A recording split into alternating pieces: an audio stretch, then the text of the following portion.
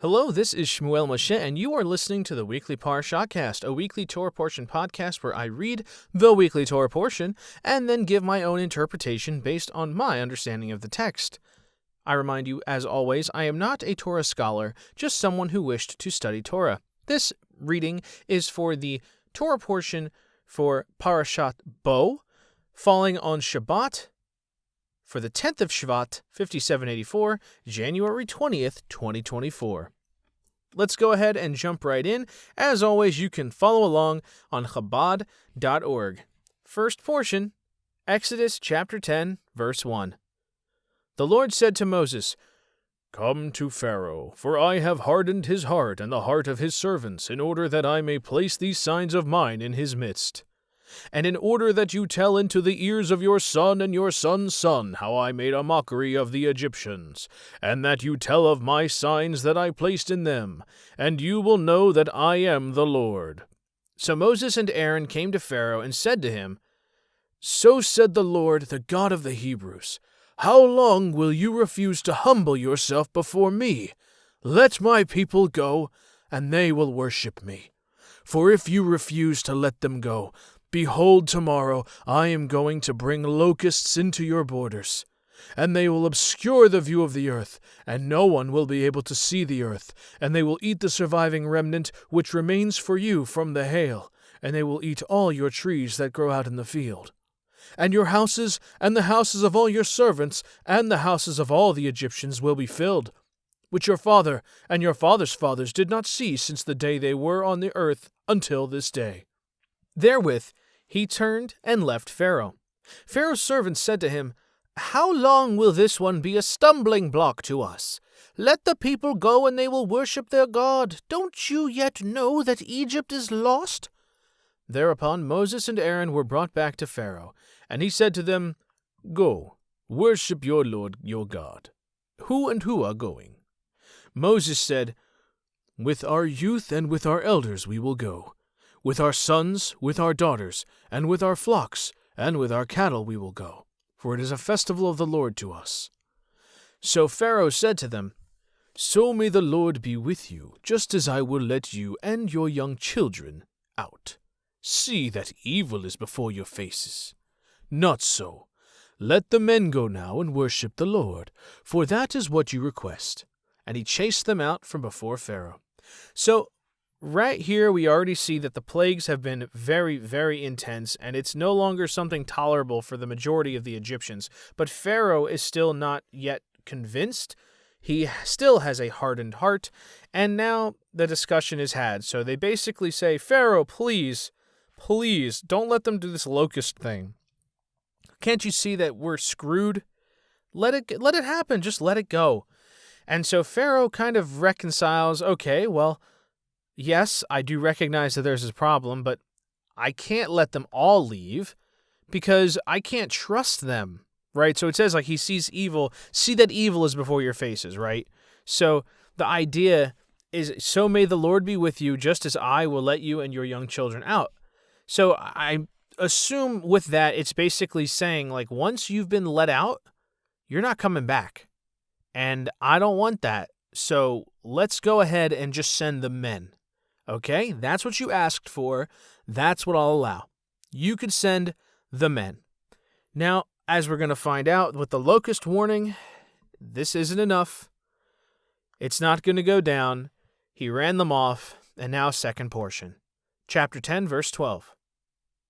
The Lord said to Moses, "Stretch forth your hand over the land of Egypt for the locusts, and they will ascend over the land of Egypt, and they will eat all the vegetation of the earth, all that the hail has left over."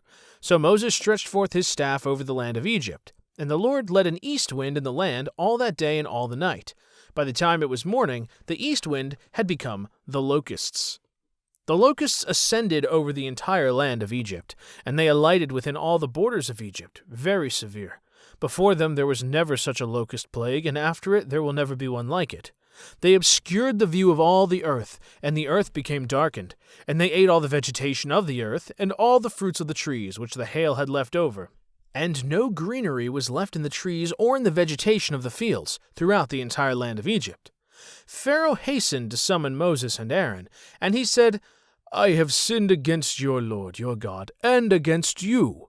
But now, forgive now my sin only this time, and entreat the Lord your God, and let him remove from me just this death. So Moses left Pharaoh and entreated the Lord, and the Lord reversed a very strong west wind, and it picked up the locusts and thrust them into the Red Sea.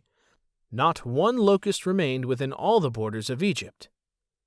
But the Lord strengthened Pharaoh's heart, and he did not let the children of Israel go out.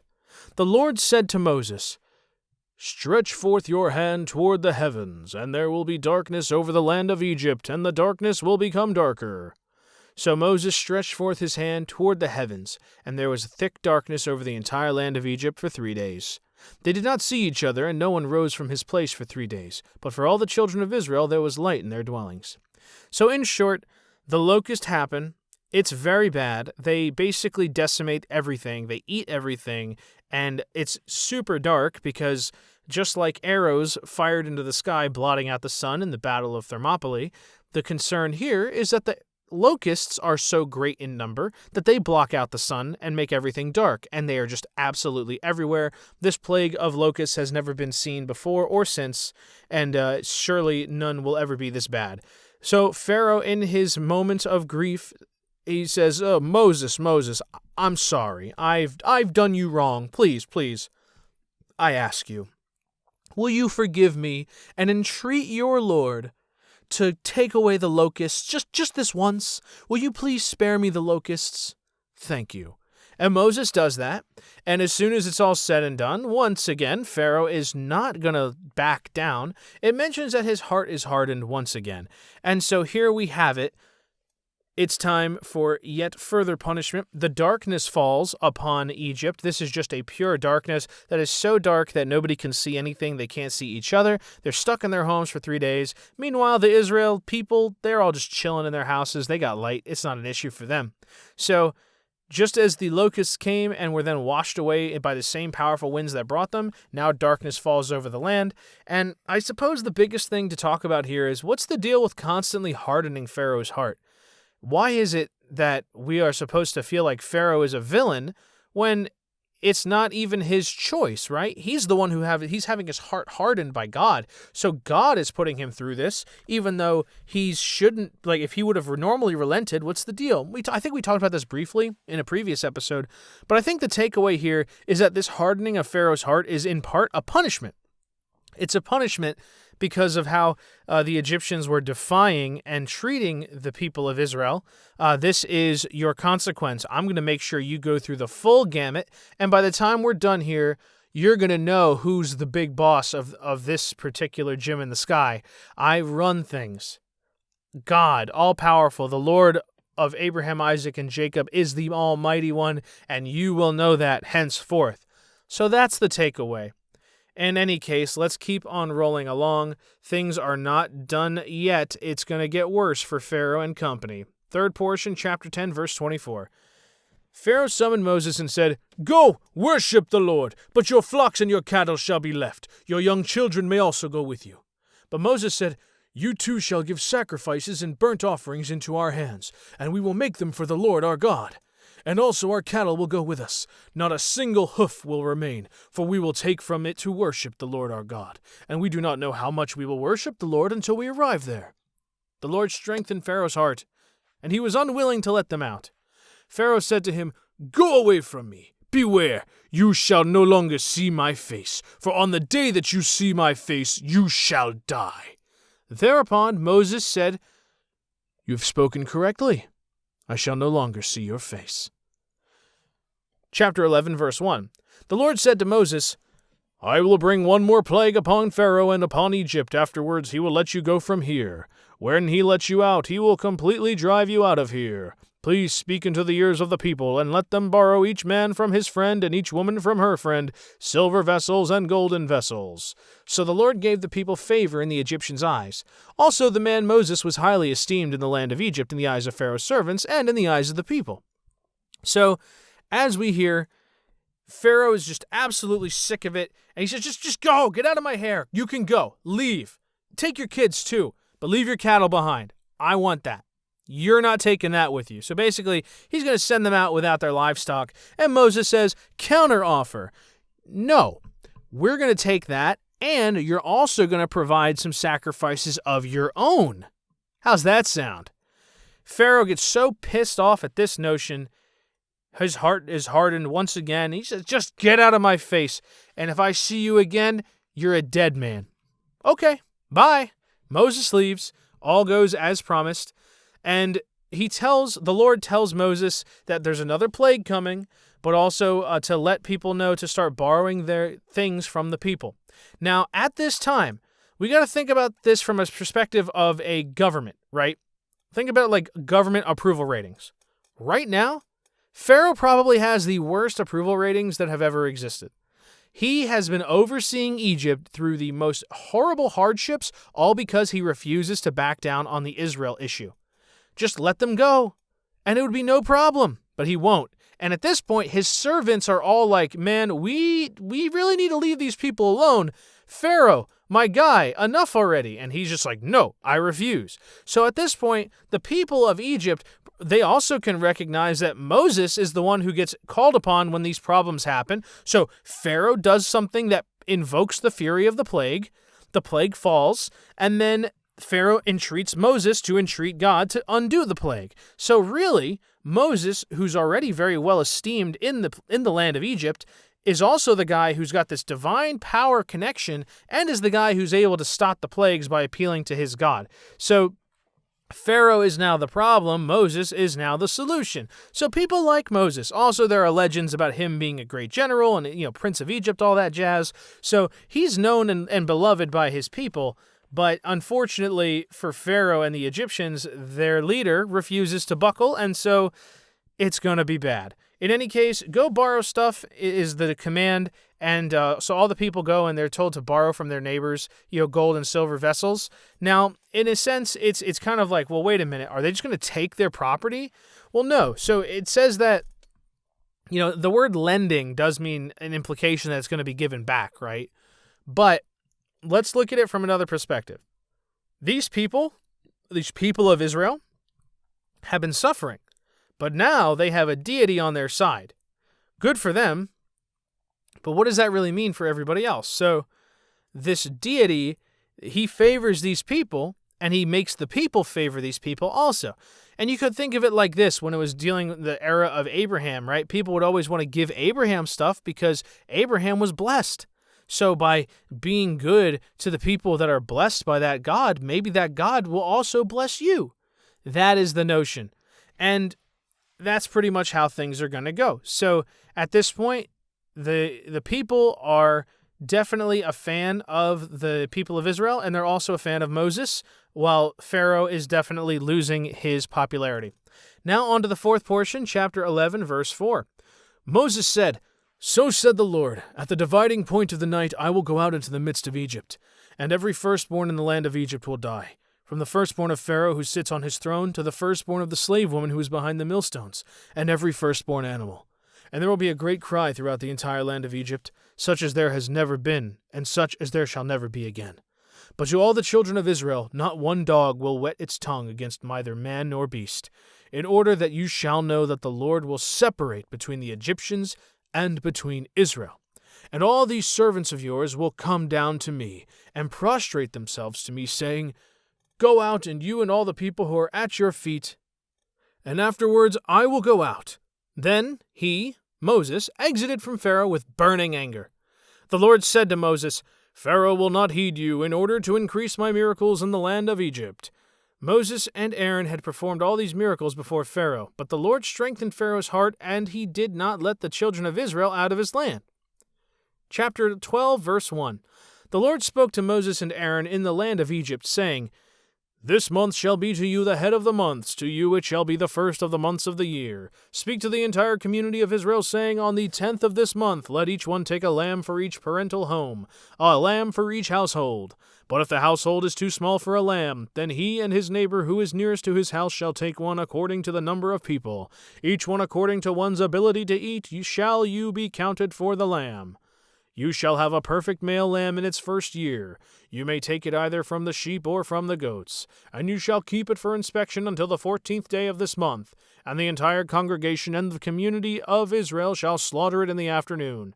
And they shall take some of the blood, and put it on the 2 doorposts and on the lintel, on the houses in which they will eat. And on this night they shall eat the flesh roasted over the fire, and unleavened cakes with bitter herbs they shall eat it. You shall not eat it rare or boiled in water, except roasted over the fire, its head with its legs and with its innards. And you shall not leave over any of it until morning, and whatever is left over of it until morning you shall burn in fire. Then this is how you shall eat it, your loins girded, your shoes on your feet, and your staff in your hand. And you shall eat it in haste. It is a Passover sacrifice to the Lord. I will pass through the land of Egypt on this night, and I will smite every firstborn in the land of Egypt, both man and the beast. And upon all the gods of Egypt will I wreak judgments, I the Lord. And the blood will be for you a sign upon the houses where you will be.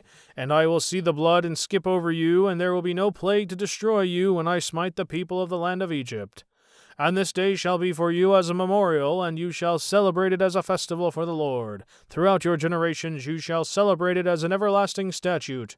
For 7 days you shall eat unleavened cakes, but on the preceding day you shall clear away all leaven from your houses. For whoever eats leaven from the 1st day until the 7th day, that soul shall be cut off from Israel. And on the 1st day there shall be a holy convocation, and on the 7th day you shall have a holy convocation. No work may be performed on them, but what is eaten by any soul, that alone may be performed for you. And you shall watch over the unleavened cakes, for on this very day I have taken your legions out of the land of Egypt, and you shall observe the day throughout your generations as an everlasting statute. In the 1st month, on the 14th day of the month in the evening, you shall eat unleavened cakes, until the 21st day of the month in the evening. For 7 days leavening shall not be found in your houses. For whoever eats leavening, the soul shall be cut off from the community of Israel, both among the strangers and the native born of the land. You shall not eat any leavening. Throughout all your dwellings you shall eat unleavened cakes. All right. That's a lot, huh? End of the first portion, or fourth portion rather, number 4. So, the people of Israel, are now basically gearing up for what is the final plague, the death of the firstborn. Moses warns Pharaoh and storms off in a fury. Pharaoh does not yield, and it's going to be rough. So now the Lord gives Moses the instruction book on how to survive this upcoming ordeal.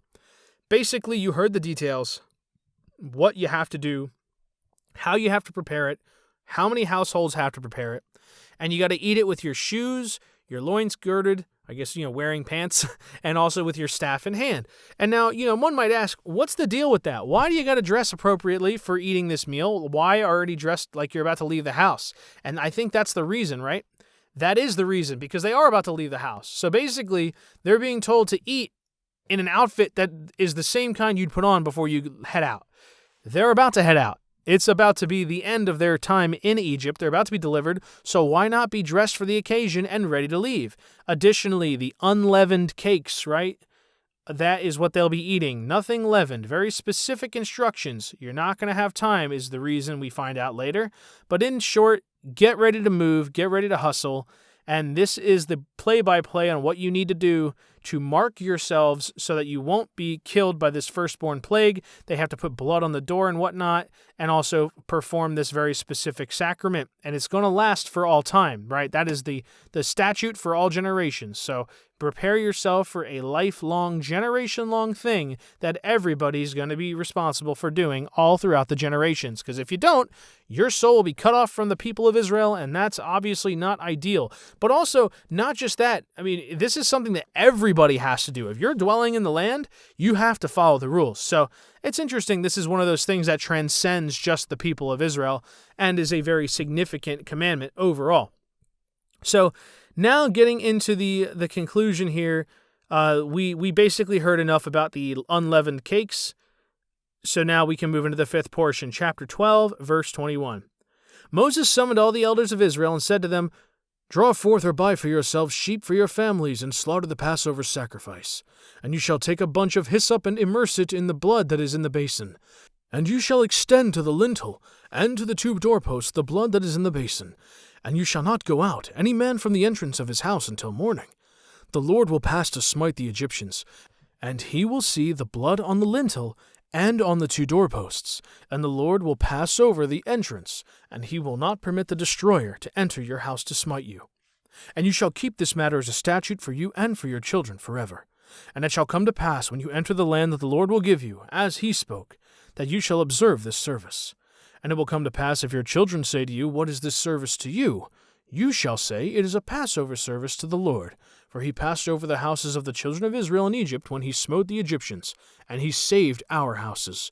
And the people kneeled and prostrated themselves. So the children of Israel went and did, as the Lord commanded Moses and Aaron, so they did. Pretty straightforward. So all the details that Moses was given by the God above, he relays now to the people, and he explains why they're going to do it, what's going to happen, and basically explains the methodology. You're going to be safe because of the blood. So do what you got to do. We're going to be just fine. And also worth noting the previous portion as well. I mean, all this is not just a matter of, I guess the question is like, why? Why is everybody in Egypt being punished and not just the Pharaoh, right? Well, not only do they treat the people of Israel as slaves, but I think more pressing, there's a specific line that gets mentioned earlier that I forgot to bring attention to. It's specifically the remark about the gods of Egypt. So this is not just a matter of my people, but this is also a bit of a religious turf war saying, yeah, and don't think I didn't notice that you worship all these idols and false gods. So I'm going to make sure you pay for that. Oh, what's that? You want to worship your gods? Okay, go right ahead. Let's see how well they protect you. That's kind of the idea. So this is what's going to happen to them because they worship their false gods, and this God is the one that's declaring absolute hegemony. So their gods better step up to the plate. Spoiler, they won't. In any case, the people of Israel are preparing for the plague, and now it's time for the 6th portion. Chapter 12, verse 29. It came to pass at midnight, and the Lord smote every firstborn in the land of Egypt, from the firstborn of Pharaoh who sits on his throne to the firstborn of the captive who is in the dungeon, and every firstborn animal. And Pharaoh arose at night, he and all his servants and all the Egyptians, and there was a great outcry in Egypt, for there was no house in which no one was dead. So he called for Moses and Aaron at night, and he said, Get up, and get out from among my people, both of you as well as the children of Israel, and go, worship the Lord as you have spoken. Take also your flocks, and also your cattle, as you have spoken, and go. But you shall also bless me. So the Egyptians took hold of the people to hasten and to send them out of the land, for they said, We are all dead. The people picked up their dough when it was not yet leavened, their leftovers bound in their garments on their shoulders. And the children of Israel did according to Moses' order, and they borrowed from the Egyptians silver objects, golden objects, and garments. The Lord gave the people favor in the eyes of the Egyptians, and they lent them, and they emptied out Egypt. The children of Israel journeyed from Ramses to Sukkot, about 600,000 on foot, the men besides the young children. And also a great mixed multitude went up with them, and flocks and cattle, very much livestock. They baked the dough that they had taken out of Egypt as unleavened cakes, for it had not leavened, for they were driven out of Egypt, and they could not tarry, and also they had not made provisions for themselves. And the habitation of the children of Israel that they dwelled in Egypt was 430 years. It came to pass at the end of 430 years, and it came to pass in that very day that all the legions of the Lord went out of the land of Egypt. It is a night of anticipation for the Lord to take them out of the land of Egypt. This night is the Lord's, guarding all the children of Israel throughout the generations. The Lord said to Moses and Aaron, This is the statute of the Passover sacrifice. No estranged may partake of it. And every man's slave purchased for his money, you shall circumcise him, then he will be permitted to partake of it. A sojourner or a hired hand may not partake of it. It must be eaten in one house. You shall not take any of the meat out of the house to the outside. Neither shall you break any of its bones. The entire community of Israel shall make it. And should a proselyte reside with you, he shall make a Passover sacrifice to the Lord. All his males shall be circumcised, and then he may approach to make it. And he will be like their native of the land, but no uncircumcised male may partake of it. There shall be one law for the native and for the stranger who resides in your midst. All the children of Israel did, as the Lord had commanded Moses and Aaron, so they did. It came to pass on that very day that the Lord took the children of Israel out of the land of Egypt with their legions. So, it's time. This death of the firstborn plague is absolutely the last straw. It's horrible. All of the Egyptians suffer. And finally, this is where Pharaoh just says, enough. Enough, enough, enough. Get out. Take your freaking people. Take your livestock. And also give me a blessing. And go. Well, we don't see that they got the blessing. But we do see that the people absolutely hurried on out of there. Moses leading the charge, giving the rules and instructions. And it says not only that the people of Israel left, but there's also a very specific line that's included here that is extremely important. In Hebrew, Gam Elev Rav, which is the mixed multitudes, this is verse 38. Also a great mixed multitude went up with them, and flocks and cattle, very much livestock. So what is this line about? This is referring to the people that are not of Israel, but who joined the team. They are the ones who said, you know what? We're going with those people. They got something going on. Let's go with them. They are, from my understanding, the Erev Rav, the mixed multitudes, are considered to be those groups of people who like to go with the tide of the battle, right? They look at the winning side, and that's who they go with. So, sure. Maybe some folks will become native to the people of Israel, right? They'll become part of the community. But a great mixed multitude. So it's just a bunch of people that aren't of this tribe of people, of this group of people. And it's interesting because in the context of conversion and things like that, there are kind of clear rules. Like once somebody has become converted, they no longer refer to them as a convert. They just become, a Hebrew or a Jew. Like there's no... You don't say this is a Jew and this is a converted Jew. It's just, oh, look, there's a Jew and there's another Jew. So it's interesting that these people who leave are not referred to as the people of Israel, but referred to as mixed multitudes. It shows that there's a little bit of a intermixing of different types of people walking along with the people of Israel. So just thought I'd mention that because that is very significant even to this day in the culture. But moving on from there, 430 years that they lived in the land of Egypt. Now it's time to go. They had to go without having time to leaven their cakes and all that jazz. They had to hurry on out. And of course, they took the gold and the silver, as was lent to them by the people who favored them, apparently. So then we just get some laws here regarding, who may partake in the Passover offering. No estranged one may partake of it. So in other words, they must be somebody who's not cut off from the people of Israel. A sojourner or a hired hand may not partake of it. So in other words, you've got some contractor, some outsider there who's dwelling in the land, right? Much like Abraham used to do, or even the Hebrews were sojourning in Egypt, right? They may not partake of it. However, proselytes make a Passover sacrifice. His males shall be circumcised, and he may approach to make it, and he will be like the native of the land. But no uncircumcised male may partake of it. So in other words, the proselyte, this almost seems like the last step to becoming a proper Hebrew in this context, a proper member of Israel, right? He becomes like a native. He will be like the native of the land. So the proselyte, by following these steps, now is like the native. And also, interestingly, it mentions that these laws are for both native and non-native. So these are just it's in other words, one rule for me, not for thee. The idea is that these laws are universal. They apply to everyone. So just a kind of interesting note about the population and the diversity of it. It's not necessarily all just people of the descendants of Israel, but also other people as well. So in any case, I would say the sixth portion might be the most important one here, just in that grander context. In any case, they are out, and they have been given their checklist. It's time for the seventh portion, the last one for this week. Chapter 13, verse 1. The Lord spoke to Moses, saying, Sanctify to me every firstborn, every one that opens the womb among the children of Israel, among men and among beasts, it is mine. Moses said to the people, Remember this day when you went out of Egypt, out of the house of bondage, for with a mighty hand the Lord took you out of here, and therefore no leaven shall be eaten.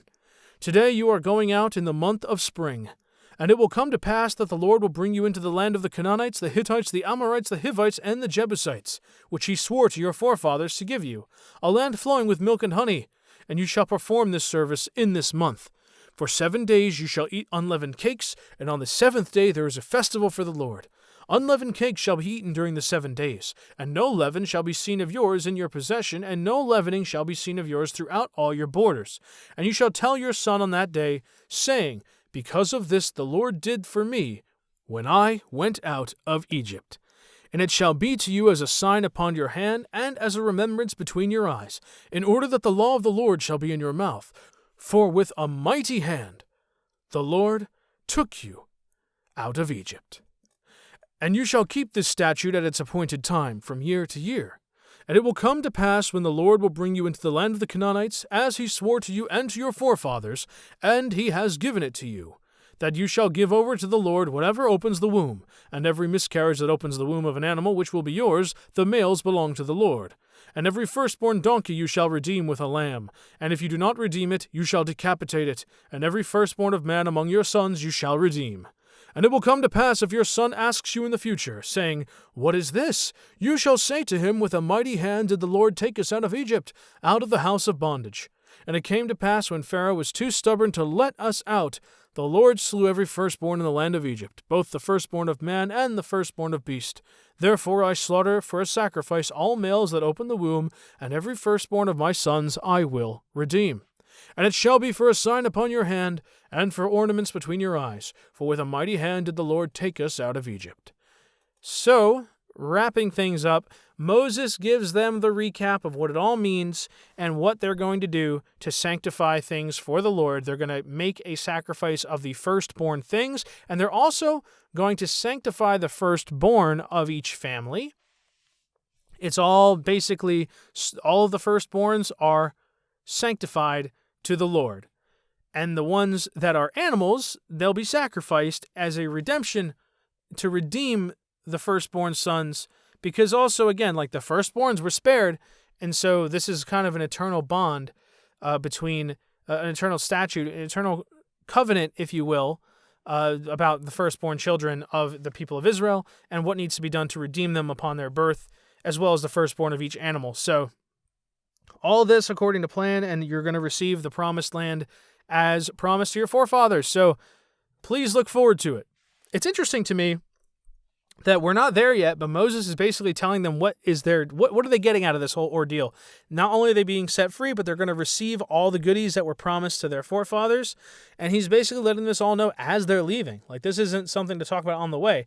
So it's very significant, very important. Like, they're in the midst of hurrying out, but he still has to take the time to give this information. So I think that goes to speak to the importance, but also an acknowledgement, it shall be a sign upon your hand and for ornaments between your eyes. So it's something that there's going to be a physical possible representation of this. For the contemporary Hebrew, that would be the tefillin, right, with the box on the arm and on the forehead. So interesting that that's sort of the origin, I believe, of the tefillin wrapping.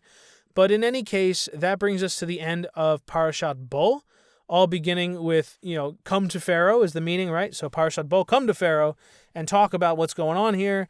Long story short, it's not so good for the Egyptians. We are now in the midst of the Exodus happening in real time, and next week we'll continue from there. Until then, this has been Shmuel Moshe with the Weekly Parashahcast. Thank you for listening. If you're looking for a final takeaway to think about, I suppose the biggest thing, it's easy to feel bad for the people who are suffering these plagues, right? Pity them. We're hearing about how horrible, miserable it is. 10 plagues, oh, they're horrible. Reminder, 430 years the Israel people dwelled there. Of those years, a chunk of them were in horrible slavery. The last several days, years, whatever, while Moses was trying to resolve the issue, it was even worse. So this is basically, look, an eye for an eye. I don't know. I'm not saying it's right or wrong. I'm just pointing out what it is. So it's easy to pity the Egyptians because we're looking at it from them as they receive the consequences. But we have to remember what preceded that in order for it to be part of their punishment. So I guess keep that in mind. It's easy to feel bad, but it's also important to understand the full picture. In any case, that concludes this week. Thanks for listening. As always, this has been Shmuel Moshe with the Weekly Parashahcast. Thanks for tuning in. Hope to see you next time. Baruch Hashem.